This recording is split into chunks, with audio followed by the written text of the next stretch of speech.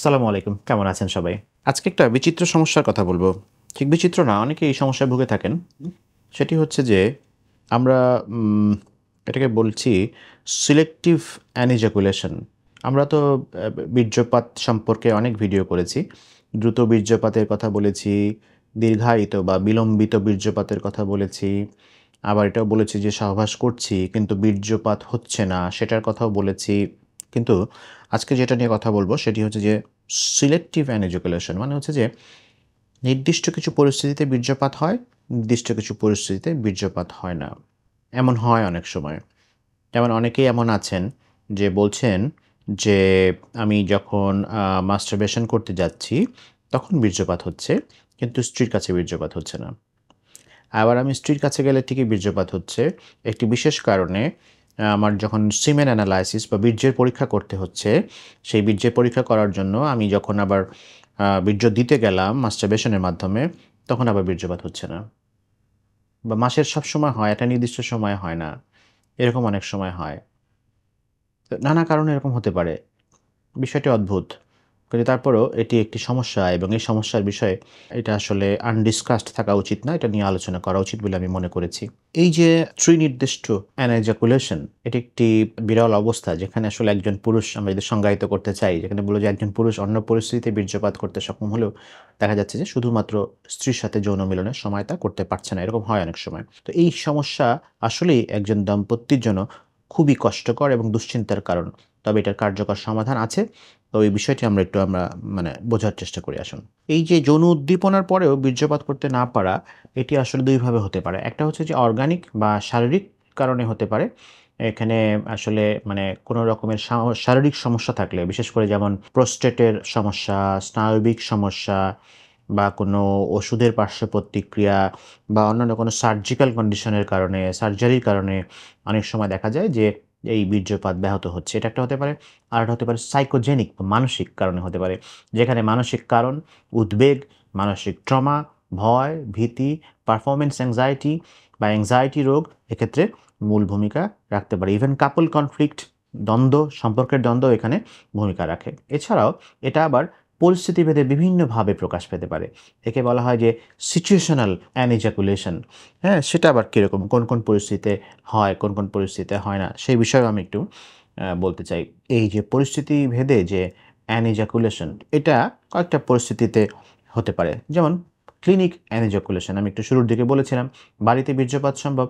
কিন্তু ক্লিনিক বা হাসপাতালের পরিবেশে যখন দরকার, টেস্টের কারণে দরকার, সেটি সম্ভব হচ্ছে না। আবার অনেক সময় দেখা যায় যে, ওভুলেশনের সময় যে সময়টা অর্থাৎ একজন মহিলা যখন মানে যেই সময়টা আপনার পার্টনারের সাথে সহবাস করলে বাচ্চা হওয়ার সম্ভাবনা সবচেয়ে বেশি, স্ত্রীর ডিম্ব স্ফোটন বা ওভুলেশন হয়। ওই সময় আপনার বেশি সহবাস করতে হবে। আপনি বাচ্চা নিতে চাচ্ছেন কিন্তু ওই সময় আপনি পারছেন না। অন্য সময় পারেন আবার। এটা হয়। এটা মানসিক চাপ থেকে হয়। বলে ওই সময় আমি পারি না। বীর্যপাতই হয় না অথবা ওই সময় শক্তও হচ্ছে না। আরেকটা হচ্ছে যে আমি বললাম মাস্টারবেটরি যে আপনি অন্য সময় পারছেন কিন্তু মাস্টারবেশন এর সময় হচ্ছে না। এটা তো আসলে এটা খুব একটা মানে পেইনফুল না। কিন্তু সহবাসের সময় না হওয়াটা বেশি বিপদের আসলে। ইন্টারকোর্স এর সময় যে অন্যান্য উপায়ে হচ্ছে কিন্তু সহবাসের সময় হচ্ছে না। এটাই সবচাইতে বেশি ভোগায় আসলে। আবার অনেক সময় দেখা যায় যে অন্য পরিবেশে অন্য পার্টনারের সাথে হচ্ছে, অবৈধ সম্পর্কে জড়িয়ে গেছেন। সেখানে হচ্ছে কিন্তু স্ত্রীর কাছে হচ্ছে না। বা স্ত্রীর কাছে হচ্ছে অবৈধ সম্পর্কে গেলে হচ্ছে না।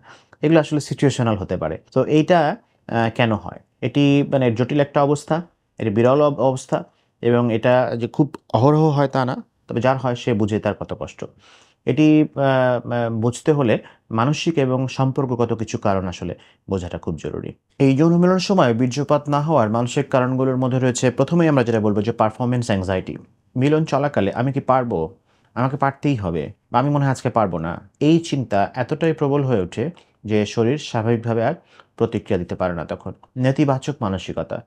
অনেক সময় দম্পতিদের মধ্যে গোপন দ্বন্দ্ব থাকে, গোপন গহীনে মনের কষ্ট থাকে, মানসিক দূরত্ব থাকে বা শৈশবের কোনো মানসিক আঘাত অনেক সময় দেখা যায় যে এই সমস্যার কারণ হতে পারে। ভুল যৌন শিক্ষা এবং দোষবোধ অর্থাৎ কোনো এক সময় ভুল শিক্ষা পেয়েছেন বা সামাজিক চাপের কারণে কেউ যদি যৌনতা নিয়ে গিল্ট ফিলিং করেন তাহলে সেটি প্রভাব ফেলতে পারে। অনেক সময় দেখা যায় যে অবচেতনভাবে গর্ভধারণের ভয় কাজ করে, যদি কনসিভ করে ফেলে, বাচ্চা হয়ে যায়, এরকম মনের মধ্যে ভয় কাজ করলে অনেক সময় দেখা যায় যে প্রস্তুত নন সন্তান নিতে, এই ভয় অনিচ্ছাকৃতভাবে বীর্যপাতকে বাধাগ্রস্ত করতে পারে। অনেক সময় দেখা যায় যে শিশুকাল বা অতীতের কোনো মানসিক আঘাত, শৈশবের কোনো মানসিক বা শারীরিক নির্যাতন ঘটলে নিজের বডি ইমেজ বা শরীর সম্পর্কে বা সৌন্দর্য সম্পর্কে ভুল ধারণা থাকলে, আমি ভালো না, সুন্দর না, এরকম ধারণা থাকলে অনেক সময় এরকম হতে পারে। আমি পারফর্ম করতে পারছি না, সেরকম ধারণা থাকলে অনেক সময় এরকম হতে পারে।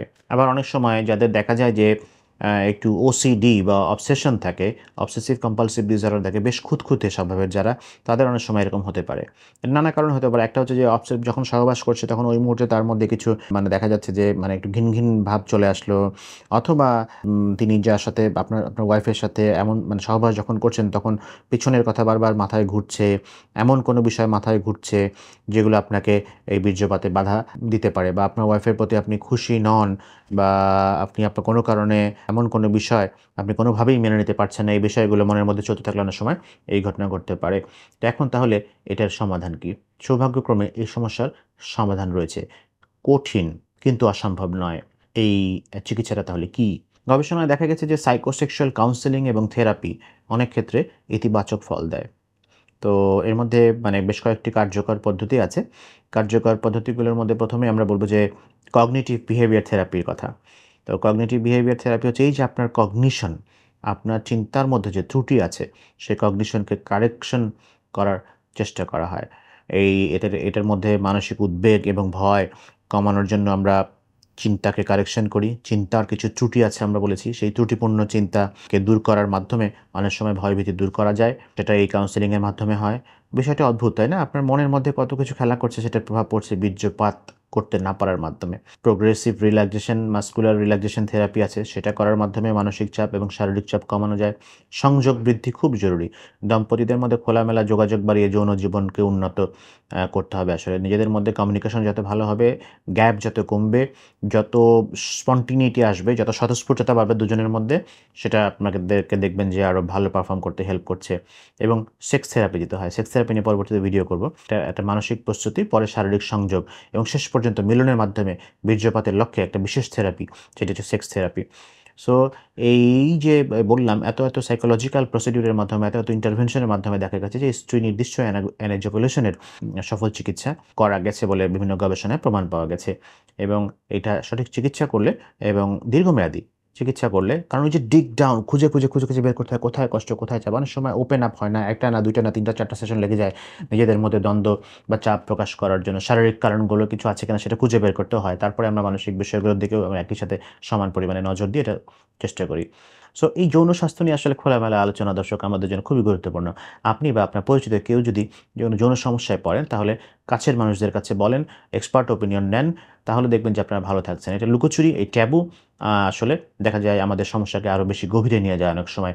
এটা একটা মনোদৈহিক সমস্যা আসলে। এই শারীরিক বা সেক্সুয়াল প্রবলেম মনের সাথে অনেক বেশি সম্পর্কিত। তাই যেগুলোকে ইগনোর করবেন না। আপনার মনের মধ্যে কী চলছে সেগুলো নিজেকে নিজে জিজ্ঞাসা করার মাধ্যমে আপনি অনেকটা জানতে পারবেন। তো এই বিষয়ে যদি আরও কিছু জানতে চান, তাহলে আপনারা কমেন্ট করে জানিয়ে দিতে পারেন। চ্যানেলটা সাবস্ক্রাইব করে রাখবেন। আপনাদের জন্য অনেক ধন্যবাদ। আপনাদের মতামত আমি গুরুত্ব সহকারে বিবেচনা করার চেষ্টা করব। সবার জন্য অনেক ভালোবাসা, সালাম এবং শুভেচ্ছা।